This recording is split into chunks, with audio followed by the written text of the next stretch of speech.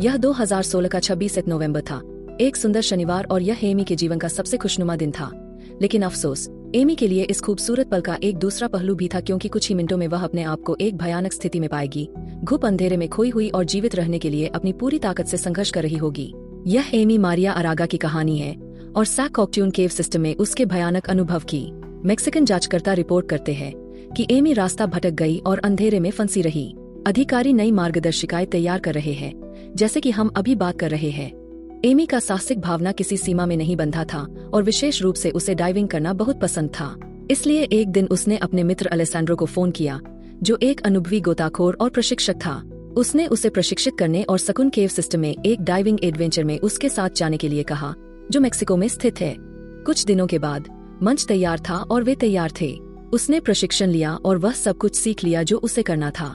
उनकी योजना के अनुसार एमी मुख्य गोताखोर होने वाली थी, क्योंकि वह चाहती थी कि अलेसैंड्रो उसके पीछे पीछे चले और कैमरे में उसे गुफा की गहराइयों को खोजते हुए रिकॉर्ड करे।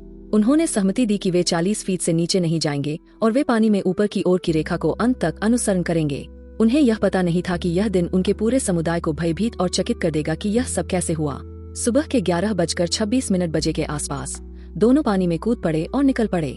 एमी, जो हमेशा एक बहादुर और साहसी आत्मा थी, इस अभियान का नेतृत्व कर रही थी और अलेसैंड्रो उसके पीछे पीछे कैमरे से अपने मित्र के हर पल को रिकॉर्ड कर रहा था। शुरुआत में यह 25 मिनट की आनंदमय तैराकी और खोजबीन थी, जब अलेसैंड्रो ने एमी का ध्यान एक अन्य गुफा के प्रवेश द्वार से आ रही प्राकृतिक रोशनी की ओर आकर्षित किया। यह उनके लिए एक मील का पत्थर था, जो उन्हें यह बताता था कि वे सही रास्ते पर थे, और साथ ही एक तरीका भी था जिससे वे एक दूसरे की जांच कर सकते थे। उसने जांच की कि वे पानी में कितनी गहराई में थे, ताकि यह सुनिश्चित किया जा सके कि उन्होंने सहमत की गई 40 फीट की सीमा को पार नहीं किया है। फिर उसने उसकी वायु आपूर्ति की जांच की, ताकि यह सुनिश्चित हो सके कि सब कुछ ठीक है। जब वह संतुष्ट हो गया तो उसने आगे बढ़ने की अनुमति दे दी, जिस पर एमी ने खुशी से प्रतिक्रिया दी और अधिक खोजबीन के लिए उत्सुक थी। उसे यह नहीं पता था कि वह अपने जीवन का सबसे बुरा निर्णय लेने से केवल कुछ मिनट दूर थी।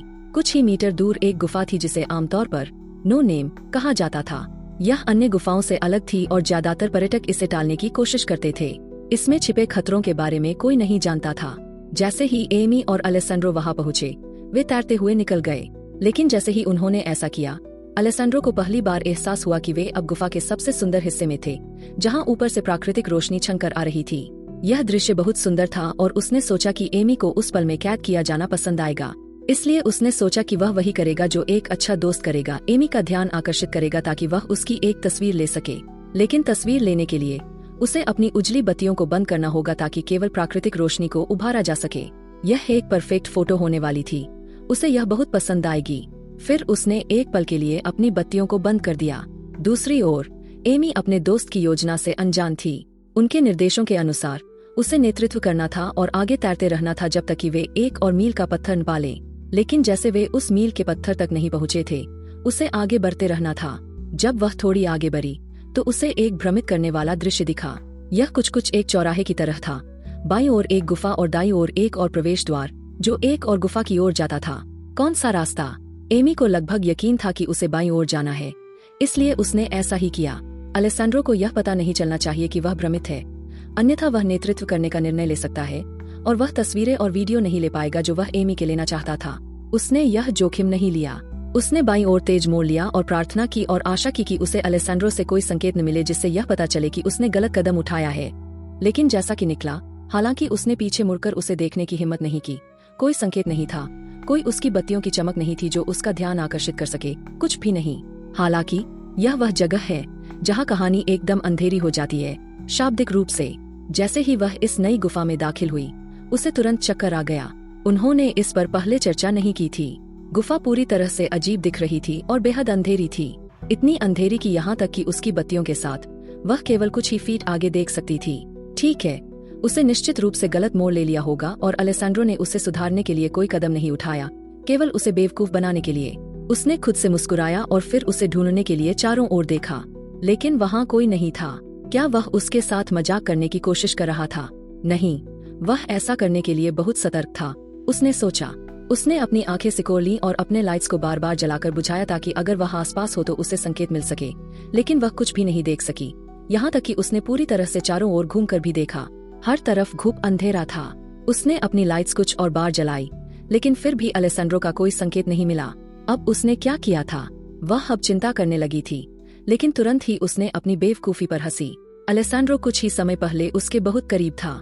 वह निश्चित रूप से कुछ ही समय में उसे ढूंढ लेगा। वह इतनी दूर नहीं हो सकता। कुछ दूरी पर अलेसैंड्रो ने अपनी लाइट्स बंद कर दी और एमी को देखने के लिए वापस ऊपर देखा ताकि वह उसकी फोटो ले सके।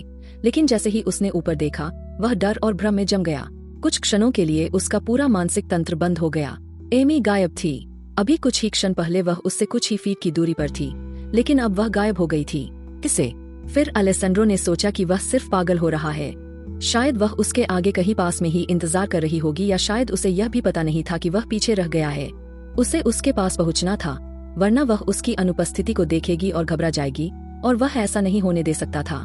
पहले उसने एक अवरोध के चारों ओर 90 डिग्री तैराकी की ताकि वह उसे स्पष्ट रूप से देख सके, लेकिन फिर भी एमी का कोई निशान नहीं था।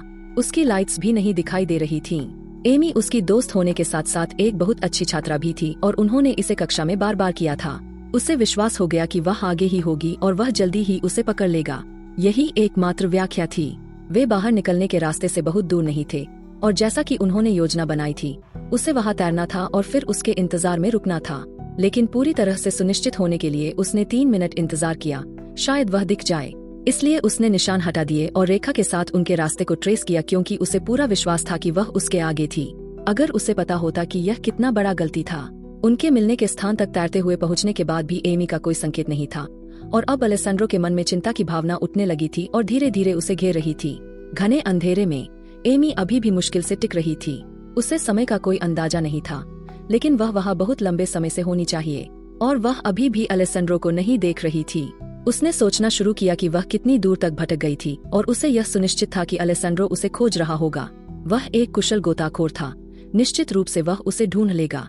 लेकिन दूसरी ओर उसकी स्थिति इतनी अंधेरी थी कि वह शायद उसे नहीं देख पाएगी, भले ही वह उससे कुछ ही फीट दूर तैरे। इसलिए उसने फिर से वह एकमात्र काम किया जो वह कर सकती थी, अपनी लाइट से संकेत देना जितना वह कर सकती थी। लेकिन जल्द ही वह कमजोर होने लगी और सांस लेने में कठिनाई होने लगी। तब उसे फिर से याद आया कि वह पानी के अंदर थी और उसे जीवित रखने के लिए एयर टैंक पर निर्भर थी। अगर वह यहाँ से ज्यादा देर तक नीचे रही तो उसकी हवा खत्म हो जाएगी। उसने घबराने की कोशिश नहीं की। अलेसैंड्रो उसे ढूंढ लेगा, उसे करना ही था। वह उसका एकमात्र रास्ता था यहाँ से बाहर निकलने का। अलेसैंड्रो सतह पर पहुँच गया एमी को खोजने के लिए। यह संभावना कम थी, लेकिन शायद वह उसे दिखाने के लिए सतह पर तैर गई हो कि वह खुद को संभाल सकती है, या शायद उसने उसे नहीं देखा था, इसलिए उसने उसे खोजने का निर्णय लिया। उसकी हवा पहले ही खत्म हो चुकी थी, इसलिए उसे वापस जाने और उसे खोजने के लिए एक और टैंक की जरूरत थी। कुछ घंटों बाद उसने एक टैंक पाया और एमी की खोज में अकेले पानी में वापस गया। एक ओर वह उसे खोजने की उम्मीद कर रहा था, दूसरी ओर वह गुप्त रूप से यह उम्मीद कर रहा था कि वह अभी भी पानी में न हो, क्योंकि अगर वह होती तो उसका टैंक कब का खत्म हो चुका होता और यह उसके अंत की शुरुआत हो सकती थी। वह इस तरह से सोचना बर्दाश्त नहीं कर सकता था, इसलिए उसने अपना मन खाली कर लिया और उसे खोजने पर ध्यान केंद्रित किया। उस समय 2:13 बजे थे। उसने वही रास्ता अपनाया जिस पर एमी और वह तैरे थे। इस बार उसने रस्सियों के साथ अंतराल को जोड़ा और मार्कर स्थापित किए ताकि उसे पता चल सके कि वह कहाँ रहा है।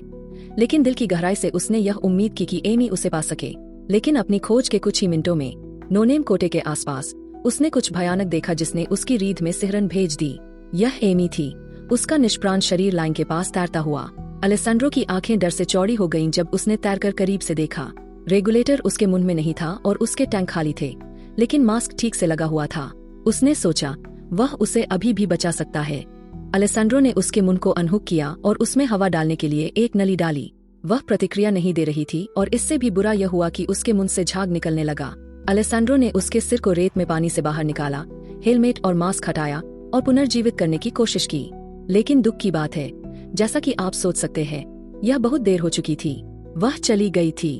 35 मिनट बाद उसने एमी के निष्प्राण शरीर को लेकर सतह पर लौट आया।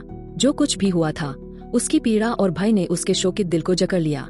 उसने एमी के शरीर को अधिकारियों को सौंप दिया और इसी के साथ एमी मरिया आर्यागा को फिर कभी नहीं देखा या सुना जाएगा।